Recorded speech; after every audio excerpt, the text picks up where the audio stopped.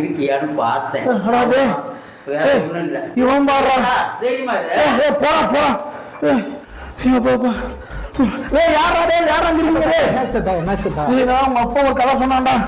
மறுபடியும் நெஞ்சு நின்றுச்சுடாடி. ஒண்ணும் இல்ல. தண்ணி எங்கடா? தண்ணி கொடுக்குறான். தண்ணி சீக்கிரம்டா. ஒண்ணும் இல்ல. என்ன கேட்டா உங்க அப்பா கதை சொல்றேன்.